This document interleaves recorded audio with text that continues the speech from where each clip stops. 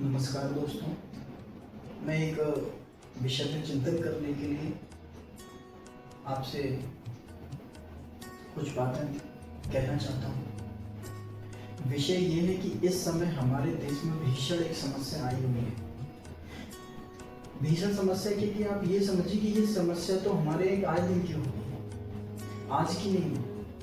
ये समस्या कई सालों से आ रही है हमारे देश में। वो समस्या है बाढ़ की। ये समस्या हर साल आती है और अपने और जोरों शोरों से आती है। जितनी बाढ़ हमारे देश में पहले आई थी उससे ज्यादा बाढ़ें आई हैं।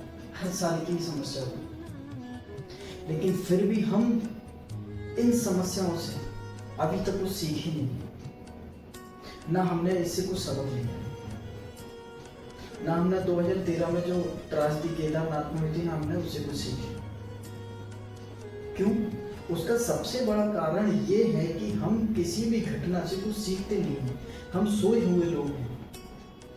हम अपने देश को विश्व गुरु बनाना चाहते हैं, लेकिन विश्व गुरु के लक्षण क्या होते हैं ये हमको एक नहीं पता है। हवाई तीर मारे कि हमारे देश को हमें विश्व गुरु बनाना है। ऐसे विश्व गुरु बनेगा हमारा देश? किसी किसान की भूमि चली गई, किसी का घर चला गया, किसी का पशुधन चला गया, पहाड़ी क्षेत्रों में सबके घर चले गए, आजीविका का स्रोत चला गया, जीवन भर की कमाई हुई पूंजी चली गई। लाखों लोग मर रहे हैं आज इस बाढ़ से, आज इस लैंडस्लाइड से, आज इस त्रासदी से, लेकिन फिर भी हमारा देश इससे कुछ सबक नहीं ले रहा। अभी सो रहा है और आने वाले समय भी सोता रहे और पिछले समय भी सोता रहा। प्रकृति हर बार हमको आगे बता रही कि बेटा सुधर जा, बेटा सुधर जा, कुछ बदलाव ले अपने अंदर, अपनी आंखें खोल ले, जाग जा। लेकिन नहीं, इसमें उस प्रकृति की गलती नहीं है। वो समय समय पे हमें चेता की जा रही है। ये हमारी गलती है कि हम उसका कुछ प्रबंधन नहीं कर पा रहे। हमारी ही संस्कृति विश्व की सबसे सर्वश्रेष्ठ संस्कृति है। इस पूरा विश्व मानता है कि हम ही प्रकृति से सबसे ज्यादा जुड़े हैं। हमने ही प्रकृति को बचाने का ठेका ले रखा है, क्योंकि विश्व गुरु बनना है। हमारे देश में, हमारे संस्कृति में 365 दिन होता है, साल में 365 दिन है। उसमें हर दिन कोई ना कोई त्योहार होता है, और वो त्योहार की अगर आप गहराई में जाएंगे, उसकी डिटेल में जाएंगे, तो आपको पता पड़ेगा ये त्योहार ही है जो हमें प्रकृति से जोड़ के रखता है। आज इस त्योहार को हम एंजॉय कर लेते हैं, उसका उत्सव मना लेते हैं, लेकिन उसे कुछ सीख नहीं। कोई ना कोई त्योहार हमें बस ये सिखा के जाते हैं कि आपको प्रकृति से कैसे जुड़ना है, आपको मानवता कैसे स्थापित करनी है, आपको जीवन में बड़ा कैसे बनना है, आपको विचारों में कैसे ऊंचा उठना है, आपको समझदार कैसे बनना है, आपको अपनी चेतना का विकास कैसे करना है। ये शरीर हमारा प्रकृति के अति निकट है। इसलिए जब जब इस प्रकृति पर दिक्कत आएगी, सबसे पहले हमारा शरीर रोगित होगा। आए दिन ये समस्या आती रहती है हमारे देश में, लेकिन हम कुछ ऐसे सीखते हैं। हमारे देश में साक्षरता रेट देखिए इतनी सारी है, फिर भी सब मूर्ख। और मेरी दृष्टि में पढ़े लिखे लोग ज्यादा मूर्ख होते हैं, क्योंकि वो एक सिद्धांत से, पद्धति से बंध जाते हैं। जो पढ़ा लिखा नहीं, जो स्कूल नहीं है, कम से कम वो अपनी धरती से जुड़ा हुआ है। उसको मालूम है छोटा सा घर बनाएगा, एक चारपाई लेगा, एक 2 टाइम का खाना खाएगा, अपनी खेती किसानी करेगा, अपना जीवन जी लेगा। हम थोड़ा सा 2 किताबें ज्यादा क्या पढ़ जाते हैं, 4 किताबें क्या पढ़ जाते हैं, फिर हमको लगी भोग विलास की ललक लग जाती है। एक गाड़ी से मन नहीं भरा, 2 गाड़ी ले ली, 2 गाड़ी से मन नहीं भरा, 3 गाड़ी ली। उन गाड़ियों से क्या होगा? हम जरा सी 4 किताबें पढ़ गए तो हमने जमीनों में जहर डालना शुरू कर दिया। हम कृषि प्रधान देश हैं, हमारी पहचान है कृषि। कृषि की दम पे हमारा देश रुका हुआ है। हमारी संस्कृति इतनी उच्च है। उस कृषि की आज क्या हालत है देश में सब लोग जानते हैं, किसी से छुपी हुई नहीं है। वो किसान आज कितना परेशान है, उसको जानबूझ के पराली जलाना पड़ती है। पराली से कितना प्रकृति नष्ट होती है आप सब लोग जानते हैं। कार्बन उत्सर्जन में सबसे बड़ा एक मेन कारण कृषि के कारण जो पराली जलाने से होता है। उसके बाद जो हम दवाइयाँ डालते हैं खेतों में, किसान को दवाई डालने की जरूरत क्या पड़ती है? क्योंकि हम उसको अच्छे दाम नहीं दे पाते हैं फसल के। अब अच्छे दाम नहीं देंगे तो वो अपना दाम बढ़ाने के लिए, पैदावार बढ़ाने के लिए और डालेगा उसमें दवाई, क्योंकि और मेरी फसल अच्छी है।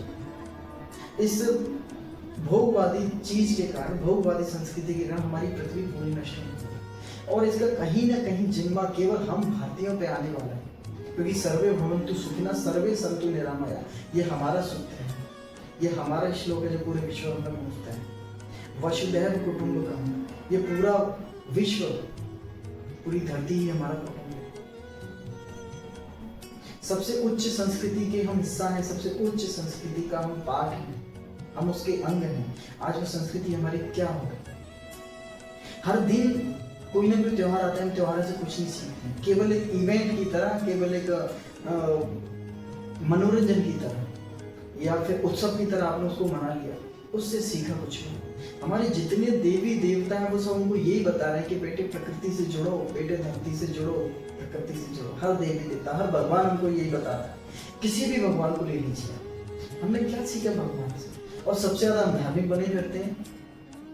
राम जी का पट्टा डाल लेंगे, टीका लगा लेंगे, बढ़िया से रुद्राक्ष की माला पहले वो निकल जाएंगे, धर्म का प्रचार करेंगे। ये असली धर्म है क्या? आप इसको धर्म मानेंगे? धर्म के नाम पे केवल पाखंड बचा।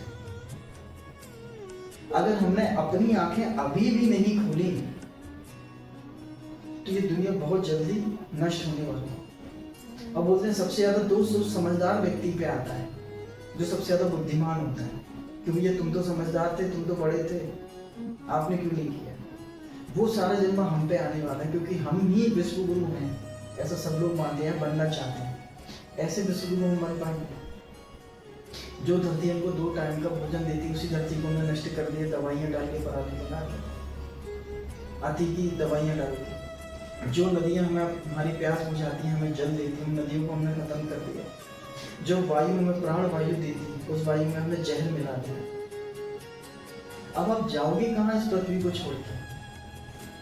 सबसे पहले वो गरीब मरेगा, गरीब के बाद पैसे वाला मरेगा। मरना सबको है, मरना तो एक सत्य है जीवन का, लेकिन समय से पहले ये तो अकाल मृत्यु हो जाएगी। हम अपनी मौत का रास्ता खुद तैयार कर रहे हैं। हम इतना प्रबंधन नहीं कर पा रहे हैं कि जब बाढ़ आए तो हमारे गांव कम से कम सुरक्षित रहे, हमारे नाले कम से कम सुरक्षित रहे, हमारे बांध उनको प्रोटेक्ट कर लें। हम उनका अच्छे से प्रबंधन नहीं कर पा रहे हैं। इतना पैसा होने के बावजूद, हमारा देश इतना विकासशील होने के बावजूद, हमसे कई गया बीता देश था चीन, आज उसने कितनी बड़ी बड़ी चीजों का आविष्कार कर लिया, कितना अच्छा प्रबंधन दे दिया है इंसान को।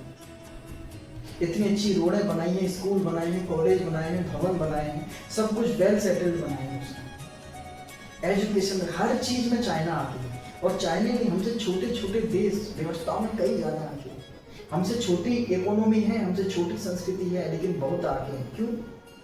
क्योंकि वो जागे हुए लोग हैं, और जहां जागा हुआ लोग होता है वहीं कुछ ना कुछ किसी चीज का विकास होता है। सारे देश विकास कर जाएंगे, सारे देशों में अगर ऐसे डिजास्टर आएगा, नेचुरल डिजास्टर, तो वो अपने आप को बचा लेंगे पैसे की दम पे। हम कहाँ जाएंगे? हम किसके पास जाएंगे? क्योंकि हम सोए हुए हैं। हमने ना अपने त्योहारों से कुछ सीखा, ना देवी देवताओं से कुछ सीखा, ना शास्त्रों से कुछ सीखा, ना अपने धर्म से कुछ सीखा, ना संस्कृति से कुछ सीखा, और लगे बने हैं कि धार्मिक, बड़े धार्मिक हैं। हम राम जी के अनुयायी हैं, कृष्ण जी के अनुयायी हैं। आज समस्या है, उसके ऊपर चिंतन नहीं करेंगे, भूल जाएंगे उसको 2 दिन के बाद। हमारे देश की यही समस्या है, हर दिन आए दिन हमारे देश में ये समस्याएं आती रहती हैं।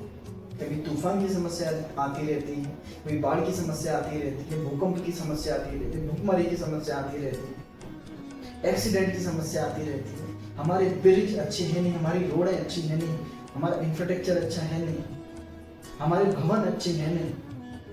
हम सारी चीजों में पीछे हैं। हम बस एक चीजों में आगे हैं, बीमारियों में, आलसीपन में, प्रमादी में, चोरी करने में। इसमें हम आगे, जुगाड़ में हम आगे, जिसको जुगाड़ बोलते हैं, कि सब कुछ बड़ा होता है। इन चीजों से देश हमारा विकास करेगा, विश्व गुरु बनेगा। सोचने का विचार है, सोचने का विषय है, चिंतन करने का विषय है। और जिन लोगों को जन हानि हुई है, जिन लोगों की संपत्तियां नष्ट हो गई है, जिन लोगों को पशुधन नष्ट हुआ है, आजीविका समाप्त हो गई है, पूरे देश की तरफ से उनको श्रद्धांजलि, और ईश्वर उनको ऐसी बुद्धि दे, सद्बुद्धि दे।